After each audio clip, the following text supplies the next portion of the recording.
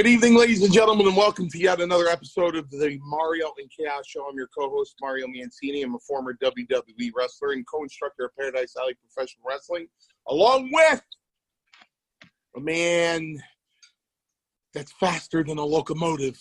That would be the one, the only, and may I say the incomparable Paul Roma.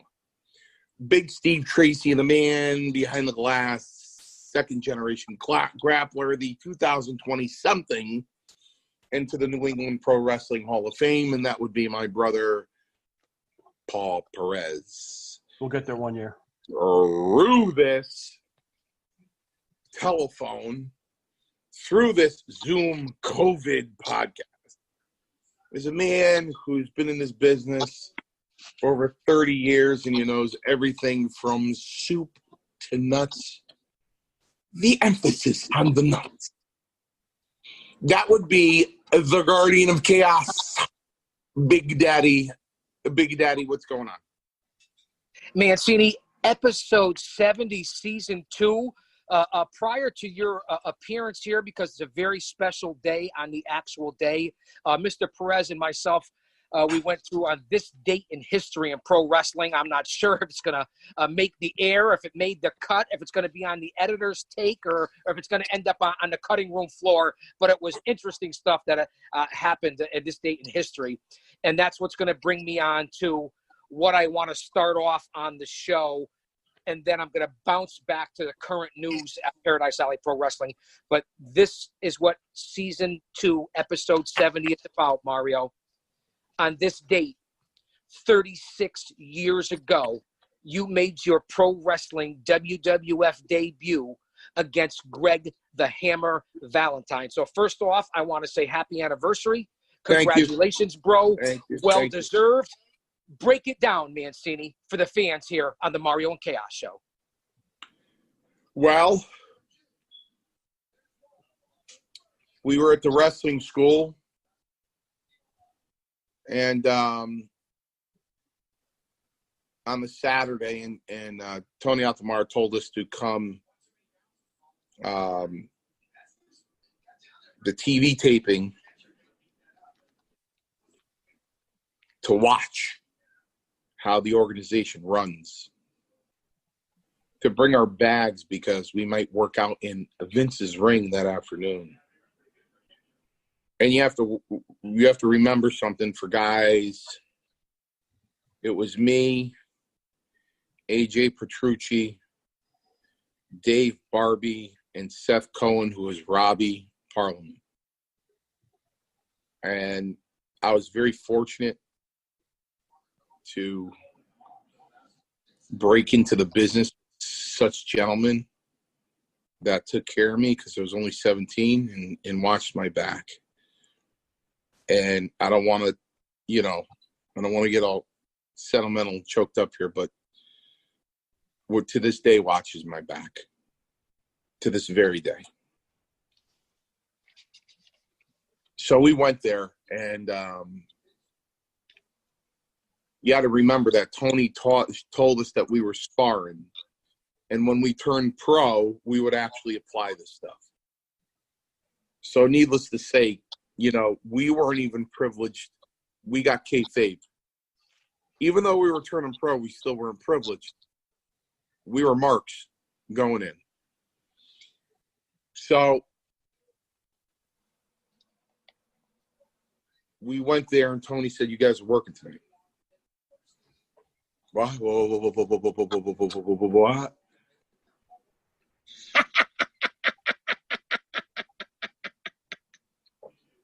So we all went downstairs and we signed our contract with Gorilla Monsoon. At that time, it was a 2-year contract. And it wasn't a money contract. It was a contract to say that Vince owns you lock, stock, and barrel.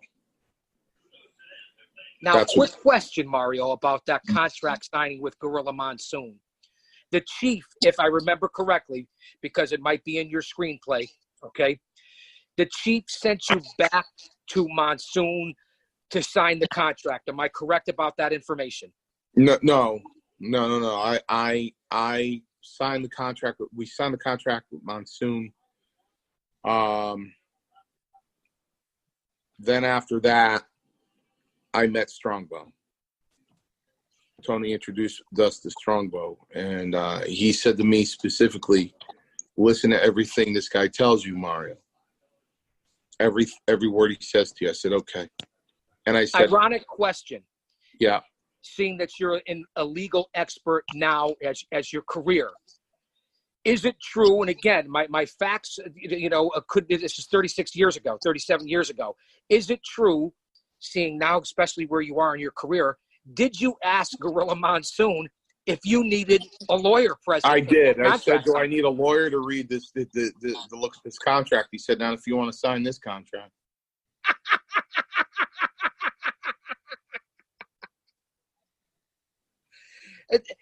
So continue, Mancini, because I know that was a big point, just that comment from Gorilla. Well, I asked Strongbow what he wanted me to do, and he said, "Sit down and keep your mouth shut, and keep your mouth shut and your ears open." And then it came time, and AJ, who really touched me, came all the way up from Pennsylvania to see me be inducted into the New England Pro Wrestling Hall of Fame in 2014. Seth, I can't say, he would kill me anyways. I'm not, but I can't say enough about Seth. Seth's a very private guy. I wish we got a hold of Dave Barbie once, which was good enough for us. He really doesn't want to talk to anybody. But we had rumors that he was dead, so we know he's alive. So that was good enough for us. Thank the Lord. As far as myself, AJ, and Seth, it was enough for us to know that he was alive. So, I look up at the board and it says Valentine v. Mancini. And I looked at Strongbow and I said, "Is this the title match or non-title match? Because I'm gonna beat him. I'm gonna beat him." And he looked over at Tony. I wish I could imitate it, but it's a stare that only Strongbow had. And he looked over at Tony, and Tony had the. So I didn't tell the kid yet. Yeah, he had that. So Tony put his arm around me and he said, "Well, why don't you go and talk to Strongbow? Go talk to Valentine." And I said, "Why? I don't want to talk to him. I'm wrestling him. I don't want to say a word to him. I'll do my talking in the ring." "Go talk to Valentine." I said, "Okay." So I go up to him hastily. "How you doing? I'm Mario Mancini." He goes, "Hey, we're working together." I said, "Yeah, I'm wrestling you." He said, "We're working together." I said, "Yeah, I'm wrestling you." He goes, "How long you been in the business?" I go, "This is my first pro match ever." So Valentine does the lurch, man. He goes, So he goes, "Listen to me. I'm going to slap that figure 4 on you, and the tighter you keep your leg, you're going to hurt yourself. I'm not going to hurt you. You're going to hurt yourself." He goes, "So if you keep them really loose, it'll be okay." And I said, and that's when it hit me. I went, "Oh, it's a setup." And I said, "Do I get to do anything? Do I get a comeback or anything?" And he said, "Absolutely." I said, "Terrific. What is it?" He goes, "After you submit to the figure 4, get off the canvas and come back into the dressing room." So let me, looking back in retrospect, because I want to bring up some important dates, your memories of those dates and those matches and the arena and where you were. Looking back on 36 years of being in the business since your debut and now being the current owner of Paradise Alley Professional Wrestling, and I know it's a broad question going 36 years, could you put in a synopsis on your thoughts on the pro wrestling landscape and your career and where you are now as a promoter from starting in 1986? I know it's a vast question, Mario. If you could put that into a brief synopsis before I bring up some very special dates. Well, from 1984 to 2020, I think it's been a nice little tight little experience. You know, a lot of people look at it as a wow, and you know I do not. You know, personally, as a pro wrestler in the WWE, what really was the WWF, I had high hopes because I knew I was a good wrestler. But I had high hopes, and a lot of the guys liked me, and I think Vince himself liked me. I mean, one time my friend Jack McAdoo, he was a limo driver, and he picked Vince up. And Vince was in the back seat, and he goes, "Oh, we have a mutual friend." And Vince goes, "Yeah, who's that?" And he goes, "Mario Mancini." And Jack said, "Oh, he lit up Mario, a big smile on his face." He's, "Hey, how is Mario?" You know.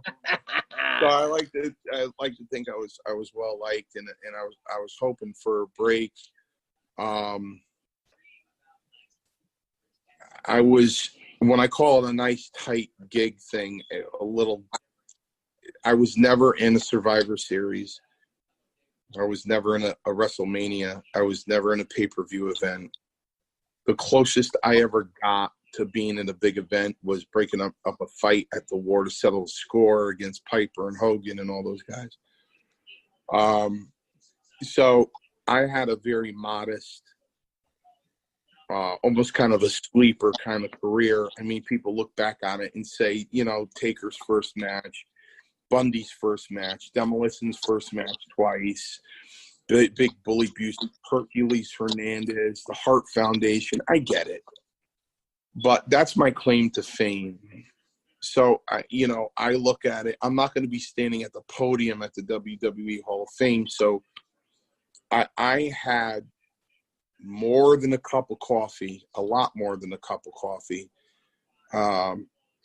I might have had an appetizer and a couple of forkfuls of the main course, but I never You had a whole pot of coffee, in my opinion. I might have got to the appetizer and had a couple of forkfuls of the main course, but I never got the dessert. So I still have recognition. I still get the respect, and there's a difference. You know, the people who know me very well know that, you know, I've been through a lot when it comes to the topic of love. I've been through a lot, and it's been a struggle. Suave de bonheur. Yeah, it's been a struggle. You know, I just wanted to repeat what my mother and father did, which was be married for 65 years, and I couldn't even accomplish that many years between 3 marriages.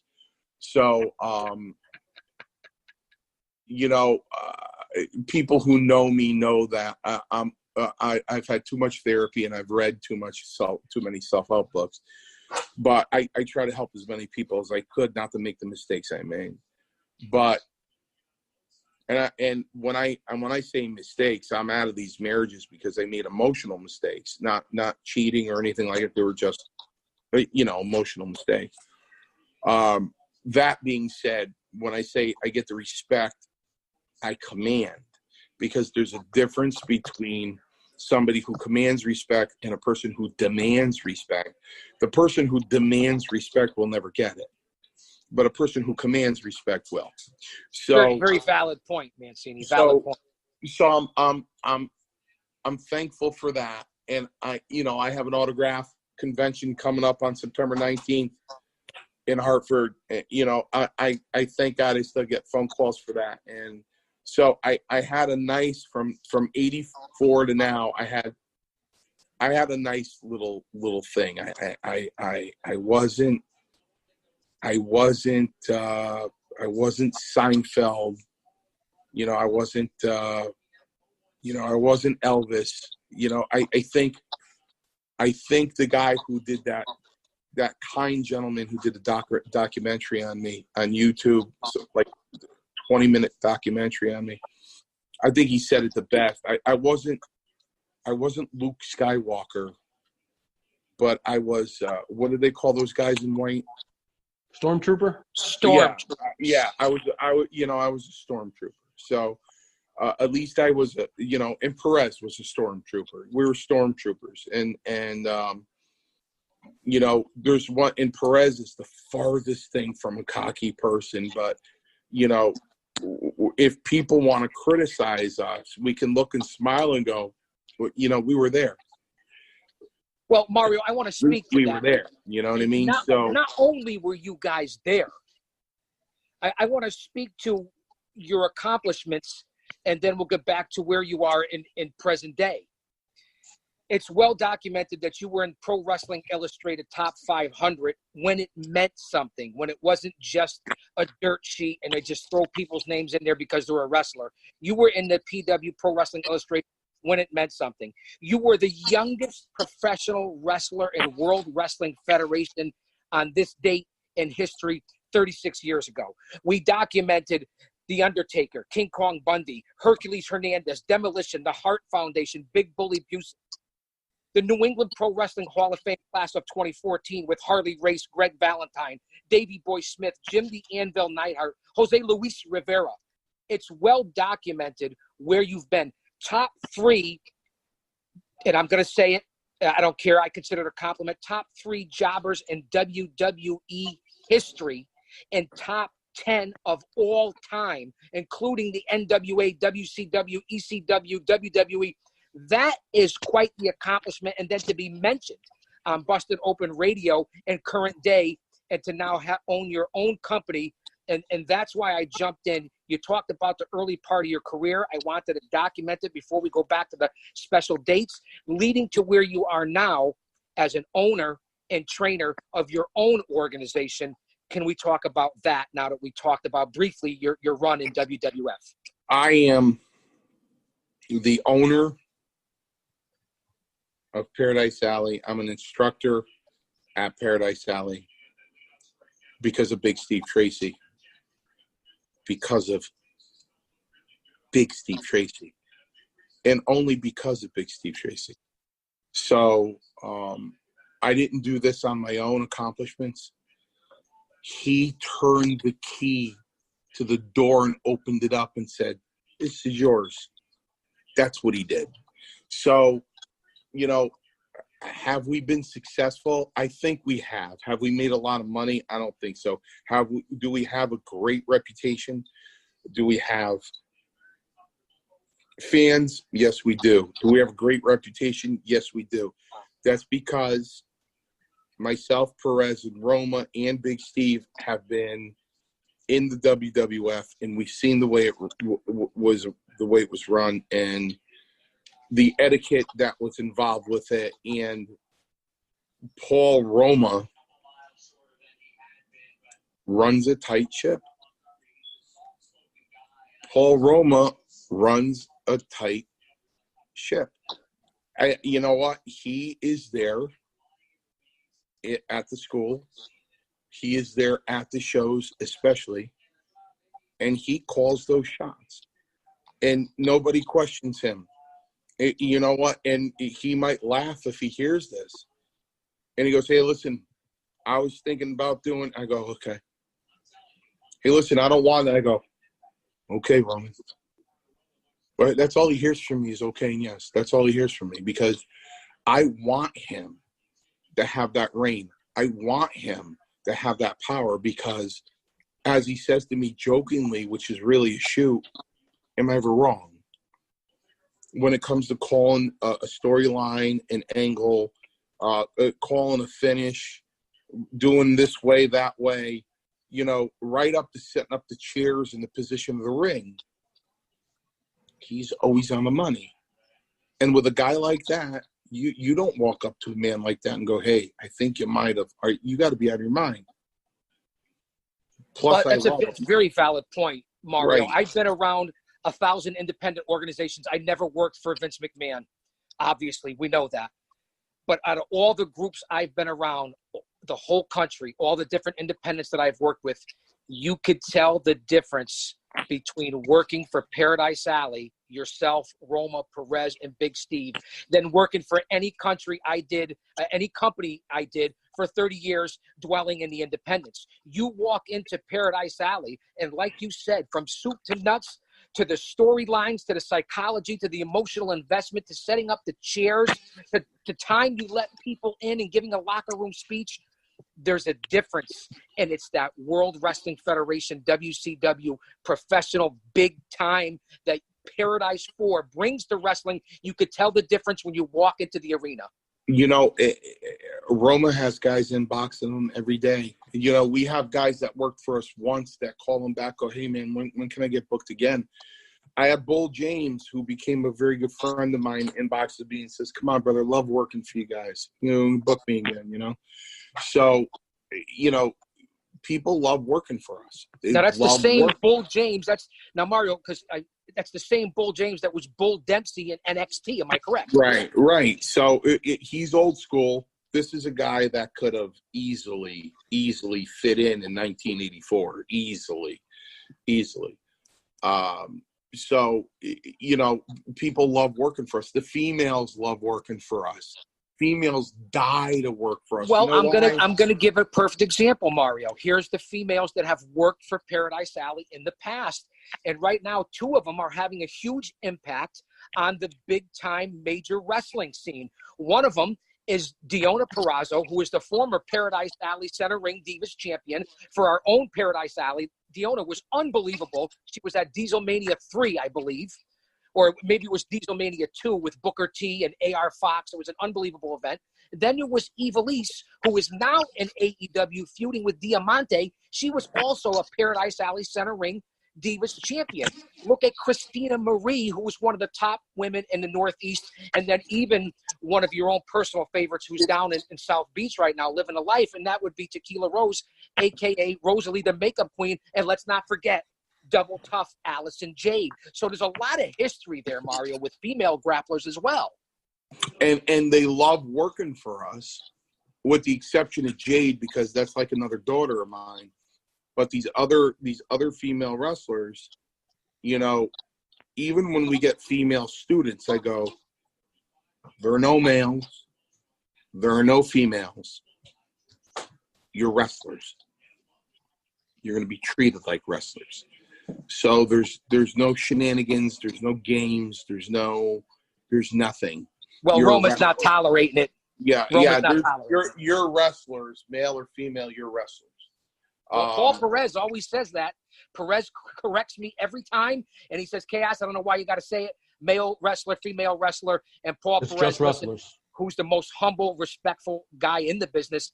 When he says it, people listen. They're just wrestlers, and I agree with they're just wrestlers. Where these other promoters got in trouble is you know, they saw hot females. They wanted to get their hands on. This is what I saw. I saw a wrestler that's a good athlete who has a great body that is going to sell tickets. You know what I mean? Male or female, you know what? You're put together well. You're a good athlete. You're going to sell tickets. So, you know, that's why we're so successful, because, you know, we run it professionally and people want to work for us. Another thing, too, is, you know, Roma lays down the law and then he's outside all night. You know, he's outside all night doing one of these, watching from afar. He's not in the dressing room going this and that and this, and you come here, I got to talk to you, and they this and that. And there are no egos there. You know, this is what I want. Have fun in the dressing room. I'll watch the product when you guys come out. Well, speaking of Roma, that's a great segue, because I saw you the other night, Mario. Now it's well documented, although it's a new show, it's a new series. The fans may not be totally aware of it. And you were on there as a guest the other night. Fans, if you're not watching every Wednesday night from 7 to 8 o'clock on Facebook Live and soon to be on Twitch TV, if you do not watch Maintaining the Truth with Paul Roma and with his host, Avi Klein, who was a former grappler himself, Roma will tell you on there what it's all about, what Paradise Alley is all about, talking about his career. And Mario, when he had you on Avi Klein's show the other day, Maintaining the Truth, you guys spoke to the kinship and the relationship all the way back from World Wrestling Federation in the 80s, your 35 years together, to present day Paradise Alley Pro Wrestling. And that's what I would like you to speak to, and being on Maintaining the Truth and what Roma brings to Paradise Alley before we get on to the special dates of your career, or this date in history. Well, Roma's the greatest athlete I've ever seen in my life. Out of any sport on the planet. I mean, Avi still talks about that match with Alex Wright, where Roma leaped practically halfway across the ring up on the second rope, then got himself he still up, does it today. He still does it. Without touching the ropes. But more than that, it's the person that Roma is. And as I said in his induction speech into the Hall of Fame, the New England Pro Wrestling Hall of Fame, the misunderstood person Roma is. If you meet him for 5 minutes or 10 minutes, you know what I mean? No, he's not a hard guy to misunderstand. I mean, he shoots from the hip. No, I tell the students, I go, what you have to worry about is if Roma never talks to you. If Roma decides that he's never going to talk to you, you're in a lot of trouble. But let me tell you something. If that vein is going across his forehead and he's yelling at you and he's swearing at you, he loves you.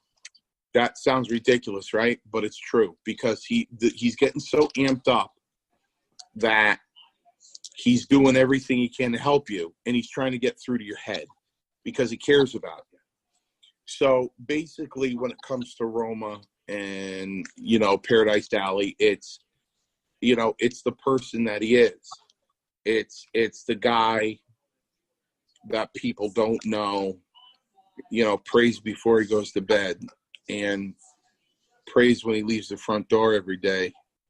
You know what I mean? Yeah, and he's a very strong American. He's a very patriotic human being. Well, like me, he supports law enforcement. He supports the blue. We here on the Mario and Chaos show and at Paradise Alley, we are very pro-law enforcement and supporting the blue line, and there's no two ways about that.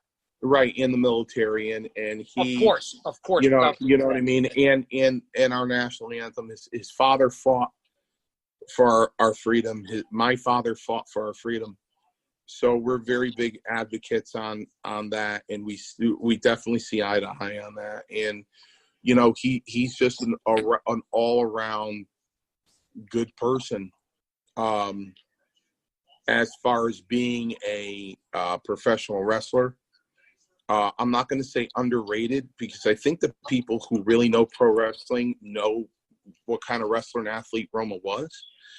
Underused, I'll definitely say underused. Wasn't used to his full potential. When you have Kurt Hennig just receiving a gimmick and walking over to you and looking you in the face and going, "This shouldn't be mine, it should be yours. You should be Mr. Perfect, not me."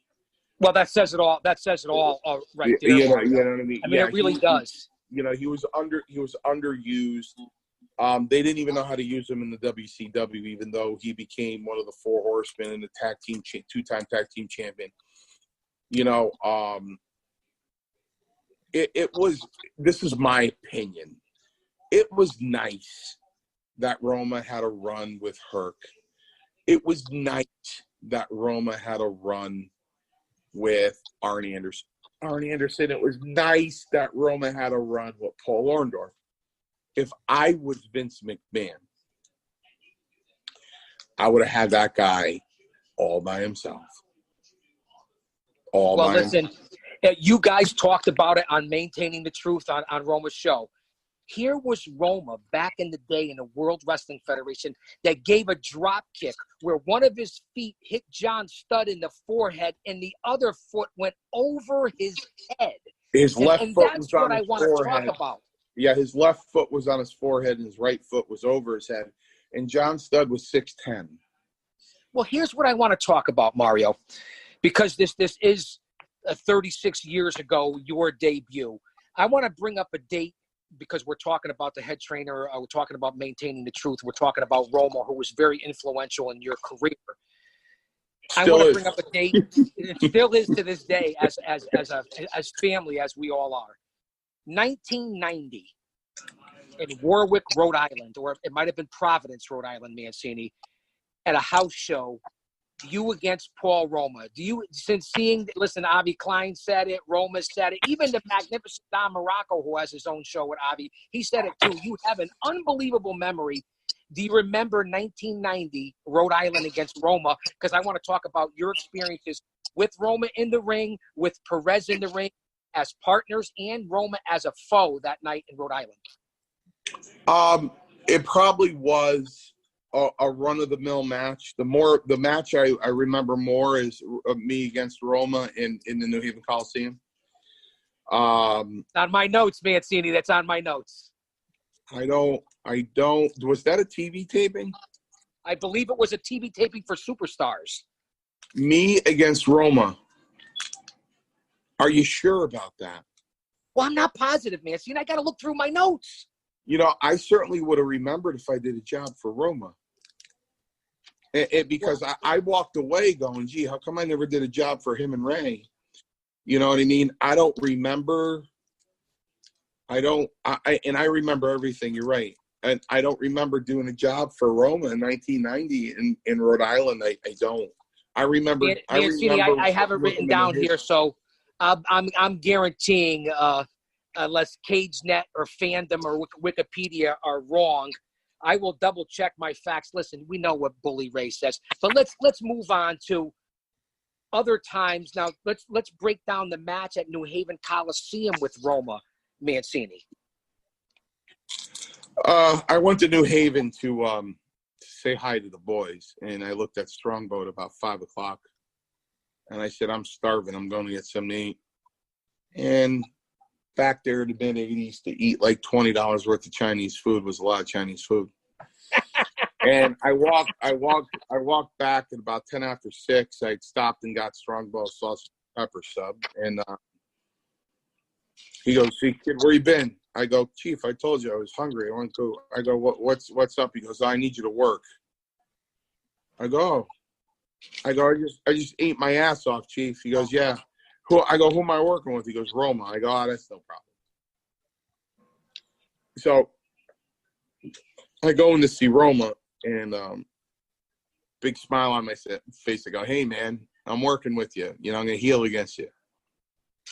I said, "Man, I just ate a ton of Chinese food." He looked at me like Clint Eastwood. Why the fuck did you tell him that?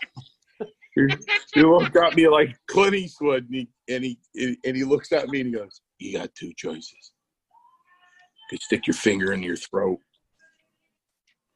You could stick your finger in your throat and throw up in the bathroom, or you could throw up out there." And it was just a rib, and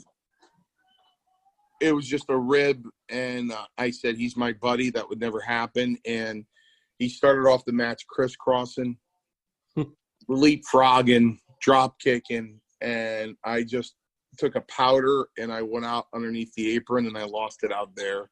I went back into the ring and we had a great match. And I went back to the dressing room and Strongbow said, "When they take down the ring, you're going to clean that up, right?" And I said, "Yeah, Chief." He goes, "That's not fair to the ring guys." I go, "No, it's clean up." Mario, seeing that Paradise Alley and our connection to the World Wrestling Federation, the old-time territory of the New Haven Arena, the New Haven Coliseum, and the historic New Haven County, and how Vince ran here for years, I want to personally touch to your matches here in the Constitution State and the different times, and I'll run through your opponents and the matches, and maybe you can give me some of your memories here, and the fans could get back to us on some of the questions. But here's some of your bigger moments, Mancini. On this date, 36 years ago, your debut. Let's run over local matches for the World Wrestling Federation. With the Conquistador, Mario, you teamed up at the Coliseum against the Rougeau brothers and Danny Davis. Any memories of that? Yeah. Break it down. Yeah. Well, they took it on me. I know that Well, Mancini, you also had some unbelievable matches. I'm going to throw out another match where you teamed up with Stevie Aoki and Lanny Poffo against Volkov, the Sheik, and Butch Reed, also in New Haven Coliseum. Do you remember facing, if the facts are correct here, Mancini? You know I do my research. I have more sources, so many I sources. remember that match, yeah. I remember that match. Hercules Hernandez. Did you face Hercules in the New Haven Coliseum, Mario? Is that a true fact? I did. Any memories on facing Roma's former partner, Power and Glory, at the Coliseum? Well, I just wanted to throw these out. At that point, Ray and I were really good friends at that point after I did his debut in Poughkeepsie. It was probably TV taping in New Haven. It went as planned, but it's always fun to wrestle somebody that you're really close to. I'm going to throw out a couple of matches where you also worked at the Hartford Civic Center, another big arena here in the Constitution State, teaming with David Isley against Boris Zukov and Nikolai Volkov at the Hartford Civic Center. Also, Mario, a one-man matchup against the one-man gang at the Civic Center. Yeah, I remember that. Your thoughts on the gang, and also against Kamala in the Hartford Civic Center. Your thoughts on two huge men that are legends. Well, both of them, believe it or not, were really light to the point where I had to tell Kamala to hit me a little harder because it was hard for me to sell for him because those chops were so light. Sometimes he missed me. So I had to tell him to lay it in a little bit so I can sell it well, And, of course, the gang was always the gang. Nobody knows this, but the gang was a nerd. He was just a big nerd. You are correct about that. Jim Cornette has stated that on his podcast. Yeah, it's just a big nerd back there with his glasses. Without his glasses, he's blind as a bat and he's squinting all over the place, A true the one-man gang. A true alter ego to George. So, he was really good to work with. But in the Harvard Civic Center in a house show, the most memorable moment, other than the Taker's debut in Hartford. That Mancini, that is correct for the fans out there. I believe Meltzer reported this on the Observer or on the Torch. Maybe it was Wade Keller. That's where the debut was for yourself and The Undertaker, was at the Hartford Civic Center. Right. But what I remember the most, other than Taker's match, was working with Ken Patera in a steel cage in a house show. So that was kind of interesting. So it lasted all the 2 minutes, but it was interesting going into the cage. Well, especially with Ken Patera, Olympic strongman. I mean, represented this country, a true legend, and one legit badass. I want to throw this date out at you, Mario. June 23rd, 1987. Harley Race, King Kong Bundy, and the aforementioned Hercules Hernandez take on the young stallions of Paul Roma and Jim Powers and yourself. Your thoughts on that? I remember that match. Yeah, I remember that match. And I can remember being disgusted because, Powers just could never keep his mouth shut. And that was against the Heenan family. I'm correct about that. That's when they were the Heenan state. Right. Mancini, I want to throw another date at you because they're all connected here. Because you were just talking with Morocco. He recognized you on his Making the Waves podcast. Morocco's an unbelievable listen. May 1987, Mario Mancini and Corporal Kirshner against the legendary The Rock, the original Rock, Don Morocco and Bob Orton. Do you remember that one, Mancini? Yeah. I know I'm throwing a lot at you. Yeah, no, of course I remember. I remember most of them, Big Daddy, but I particularly remember the ones with Morocco because, I just, as a fellow professional, it's kind of like a carpenter or any other job. You admire other people's work. and I think I admired his work the most as a heel. They say, The Rock or Stone Cold or, Roddy Piper, the best promo in the business. The best promo in the history of professional wrestling is Don Muraco. The best promos ever. Listen, I would have to say he's definitely in the top 5. I said it on the Worldwide Dino Costa show on Chaos Corner. I also said Jake the Snake Roberts, Mancini. True. I want to bring up this date in history, and maybe our producer will remember this because it was for WWF Superstars episode taping number 271. And we talked about this many, many, many times. Yourself and Perez from the New Haven Coliseum against the Nasty Boys. I hate to always bring this up, man. And you Perez, know what? Let Perez tell the story. Yeah. There's nothing to tell. I mean, they came down the aisle. The Nasty Boys came down the aisle. Mario and I were already in the ring. And I think I just looked over at Mario and goes, and I say, I hate those guys. And fucking Mario just started chuckling. Yeah, man. Listen, that I always remembered more than anything when it came to tag teaming on TV, because I thought it was pretty cool that Perez and I were in there. And, while we're standing there waiting for these, gagoots to walk down the aisle, and I said, I said to myself, what if they ever did anything with this, for God's sakes? You know what I mean? Because it's no secret. I say how much of a master wrestler Perez was. And there's an example, 2 guys that had just a ton of talent and just went out there and took bumps for guys who, the reason why I get so hot about guys like the Nasty Boys is because I didn't think they respected the business. I didn't think that they appreciated their position or even respected the business. I think they actually thought they were where they should be. And you know what? No one in the wrestling business should be where they think they should be, which is why Vince McMahon gets a rap, because you got Bret Hart coming in, and you can hear a pin drop.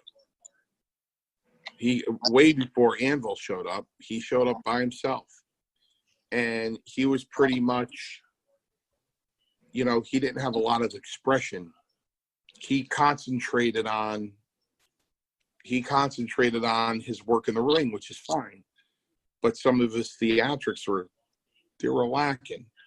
And then all of a sudden they put him with Neidhart, and then all of a sudden they call him the Hitman, and all of a sudden they're the Hart Foundation, and all of a sudden he starts flourishing. Well, that's because of Vince McMahon. Yeah, he saw that Neidhart was animated and needed to get Bret over that way. Yeah, that's because of Vince McMahon. It's just like when Harley Race came in with the leather and the chaps and the hat in front of his face. And Harley Race and Harley Davidson didn't work. It didn't work, but Harley Davidson became Hillbilly Jim. That's right, Mancini. That's because of Vince McMahon. You know what I mean? The Dingo Warrior became the Ultimate Warrior. That's because of Vince McMahon. The Incredible Hulk Hogan became the Hulkster, and Hulkamania was born because of Vince McMahon. And Vince McMahon was so ruthless because he fired this one and fired that one and fired that one, because the guys started believing their own hype. And Vince McMahon sat behind his desk and said, I made you, I will break you. That's a true statement. Who are you? The only reason you are who you are is because I created you. Yeah, and these guys think they're bigger than the business. You're right. And that's why Vince would get mad and say, hey, and that's why Vince would get a hold of an agent on a Thursday night somewhere in Altoona, Pennsylvania, and say, tell him he's got to do a job. See what he says. hey, man, you got to do a job tonight. What? I've been going over for 4 months. Why do I got to do a job? You know what I mean? Because you've been going over for 4 months because Vince McMahon's been putting you over for 4 months. Now, Mario, I want to talk about, we were talking about TV tapings and different events here locally. And I did come up with some more notes on my research of your extenuous career. And we've talked about this on past episodes, but this is a special day to have the podcast on your actual debut day. I look back at my notes here, Mario, and in 1987, it was TV in New Haven against Reed, Volkov, and Sheik. Also in New Haven in 1987 against Hercules Hernandez was for WWF Superstars episode number 27. Yourself and Kamala in Hartford was on the Wrestling Challenge team in episode number 2. These are all the different episodes that are on the WWE network and things that I found. What I really want to ask you about, Mancini, as we transition here and cover certain big events in your career, and you might be able to go through this. We've debated this once before on certain title shots that you may or may not have had, and you can correct me. I have down here that on WWF Wrestling Challenge episode number 15 on TV in Chicago, Illinois, that you went up for the Intercontinental Championship against Randy Macho Man Savage. Is this true statement, Mancini? It's on fandom. It's in the book.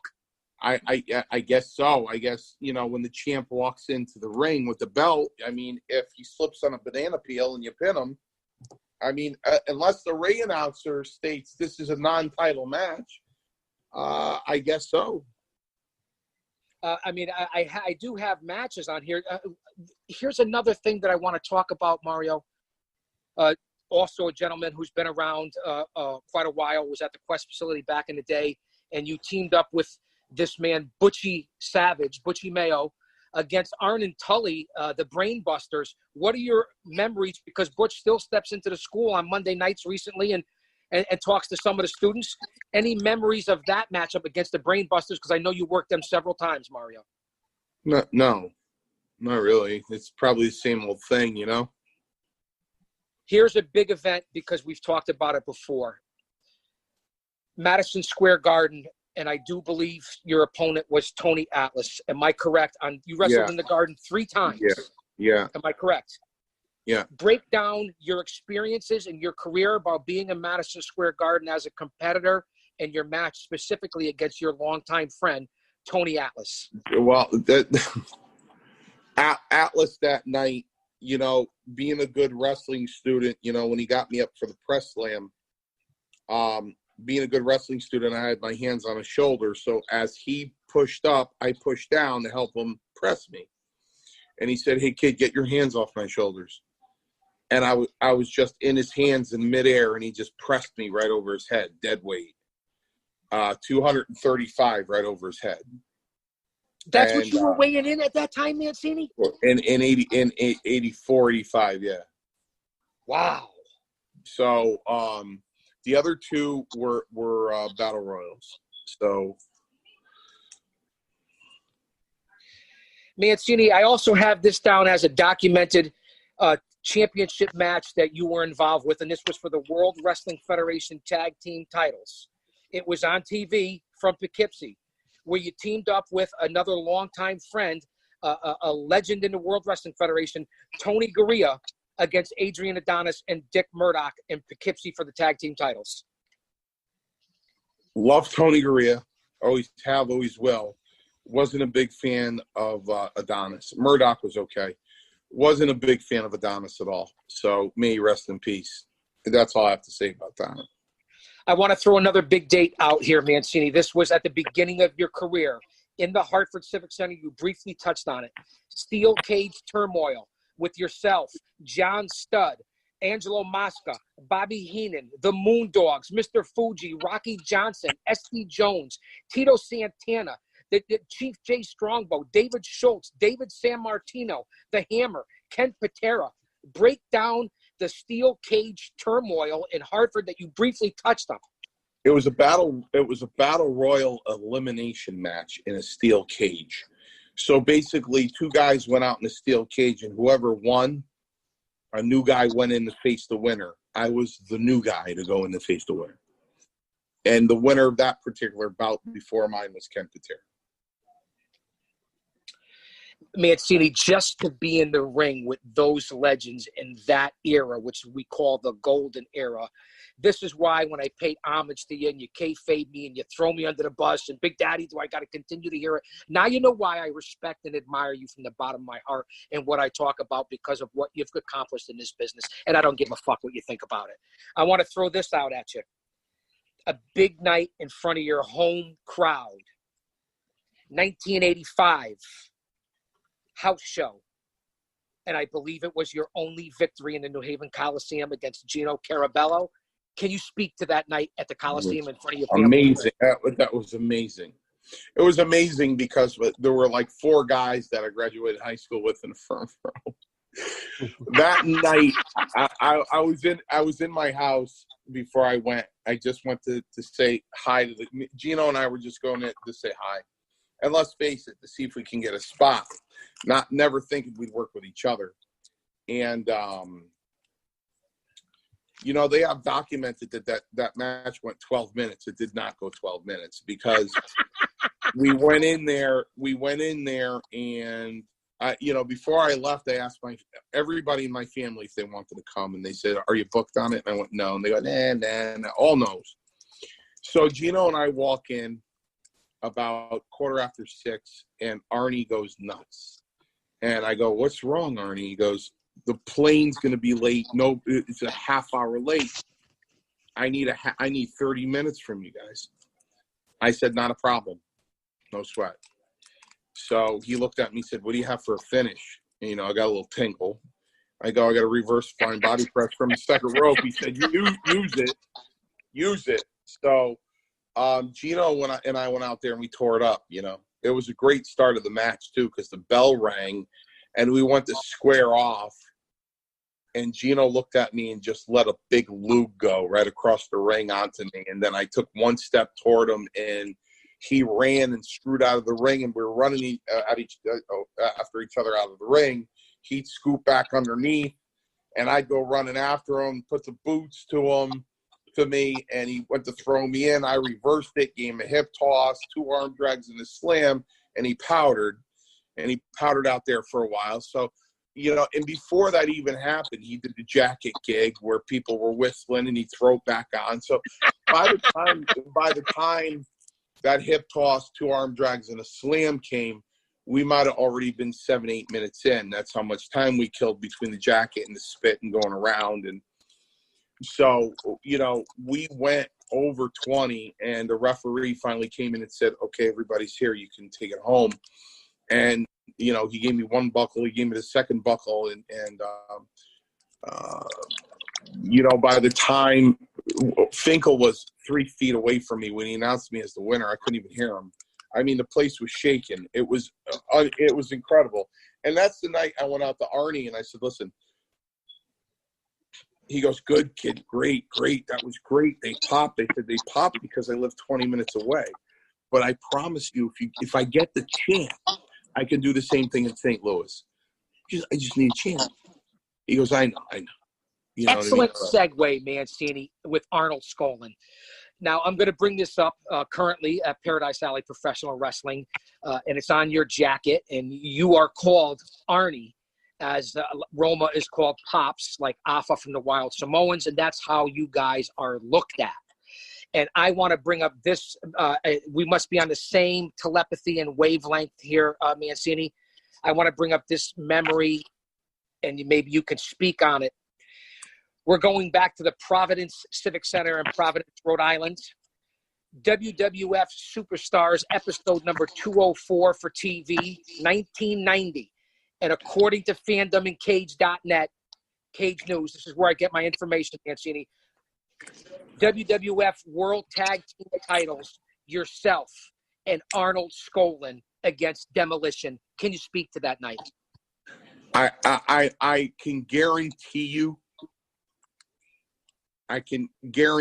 with almost 100% certainty, with Arnie at that point, being in his 70s, it was probably his son, George Skoland, and myself. And this is 1990, Mancini. 1990 at that point, Yeah. maybe it was George Skoland. Yeah, it was George Skoland and myself. Okay, again, you give me 5 spots. I fuck up 4 of them. At least I got the last name right. Your thoughts on teaming up with Arnie's son against Demolition for the titles, Mancini? Well, it was the shits because it was Arnie's son, and they had to take it on me. I did probably 3 or 4 house shows with George. You know, what are you going to do? It's Arnold Skoland's kid. You know what I mean?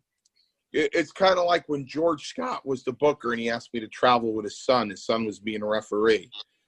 You know what I mean? So George Scott's the booker at the time. He was, right underneath Vince, where I'm going to say, no, I'm not going to go on the road with your kid. You know what I mean? I want to bring up this name also, Mancini, another local connection. This also says, as I go through the notes, I look for title matches because there were few and far between, and only you can verify it. This was for TV also. Yourself and Sal Giordano, Sal G, and Poughkeepsie against the Sheik and Volkov. It says it was for the tag team titles, Mancini. Can you speak to Sal Giordano and your connection there against Sheik and Volkov, who you worked many times? Sal G, I'm going to give you a Somerset to flip. A Somerset flip. A Somerset to flip. I'm going to give you a Somerset to flip. Business as usual. Sal goes in there, threw a couple drop kicks, tagged me in. Volkov put me over his head, slammed me. Sheep came in, gave me the camel clutch. And that's it. Yeah. Well, let me bring up another name, Mancini. God rest his soul. A guy who did big things down in world-class championship wrestling. And you teamed up with him several times back in 1987 against Kamala and Tama, who was the Godfather with the hose, Zukov and Volkov, and that was with Jerry Allen. Your thoughts Jerry on Allen teaming was a with great Jerry? guy. I love Jerry Allen. May he rest in peace. That was a sad death. That was a freak accident. Jerry Allen was a great kid. I liked him. Jerry Allen was a big dude, and he was an excellent wrestler, and he had a lot of success down in world-class championship wrestling. Mancini, Perez, how many minutes in are we? Because I want to quickly touch on Mancini's Canada career. He was very big. It's an hour. We're in an hour. All right. Well, yeah. We'll hold off on that, Mancini. But you had a big, big career in Canada. I'll quickly run it down. Everywhere from Hacksaw, Jim Duggan to Sergeant Slaughter. You teamed with Phil Apollo, Barry Hardy, Bob Bradley. You worked against everyone from the Bushwhackers to the Rockers. You just had an unbelievable career in Canada, as did Paul Perez. This is what I want to talk about here on episode 70, season 2. First off, fans, I'm going to get this out of the way. Please go to sweetdeal.com for all your CBD needs. Mr. Hempel-Stilskin, fans, it's the wave of the future if you're an athlete. For all your CBD needs, use the promo code CHAOS, and you'll get 25% off for Sweet Heal, my buddy Mr. Hempel-Stilskin. Also, every Thursday night on the worldwide Dino Costa show for Chaos Corner, you're not going to want to miss it. But here's the breaking news, Mario. You asked me earlier if I was allowed to put this out. You're the boss. I was allowed to put it out by the gentlemen that are running this. Breaking news. August 29th at the Paradise Alley Professional Wrestling Training Facility, we're going to have a special Saturday alley fights. 3 shows, 1 day. 3:30, 5:30, and 7:30 is the information that's coming out. All the champions will be there. We're going to be going by state and local government guidelines through the CDC. Face masks will be mandatory. We will be changing the ring aprons, the ropes, the turnbuckles, sanitizing, social distancing. Can you speak to the breaking news to keep our fans and the public and our talent on August 29th at Alley Fights, Mancini? Break it down, what you know. There are going to be 3 shows spaced apart, probably 4 matches, maybe 5 matches a show. Now, Mancini, from what I understand, there's going to be concessions available. It's going to be right there at the facility. And Saban and I will be there, yeah. Saban and I, maybe Latino will show. Well, maybe that would be nice. Muy caliente. And this is what the Well, fans oh no, don't Big understand. Daddy, when you say Latino, you might think of Cafe Bastulo. But in this particular situation, you might be thinking of a triple espresso when it comes to Latino. Maybe a crisp cannoli or maybe a schwivadel that only Latino can do the Latino way. So anyway, Kevin and I will be there with. Well, this is what I want fans to understand. One thing about We will be there with Paradise Alley. Mancini's weenies and Saban's sausages and Big Daddy's patties. And I like that, Mancini. Mancini's weenies. Dude, he's already Saban's got a big head, man. sausages, You're going to name a fucking food item after him? and now Big Daddy's patties. How the fuck do I have a big head, Perez? Look at it. Look at it. I got the brain of a dehydrated baby. But this is what I wanted to get onto my point that fans don't understand. And Roma said it on Maintaining the Truth, and I keep bringing it up because you have to watch. What Paradise Alley Pro Wrestling has down at the facility is an actual WWE ring. Top of the line, top notch, from World Wrestling Entertainment itself, Mancini. That's what the fans don't realize. And if they don't come down on August 29th to Saturday Alley Fights, it's going to be 3 big events. All the stars are going to be there. All the titles will be on the line. This will be our first show back since the Hercules Hernandez Memorial Tournament. And I might have a special guest stopping by who's driving through to Philadelphia. So I'll have you announce that, Big Daddy. I'll tell you off the air when it's confirmed, and you can announce it to the fans. So, ladies and gentlemen, we'll see you next week for episode number 71, which I have no Yankee for. So until next week, as Casey Kasem said, keep your feet on the ground and keep reaching for the stars. I'm going to bed. Happy anniversary, Mancini. Happy anniversary. Thanks, Big Daddy. Thank you, guys. Thank you, brothers.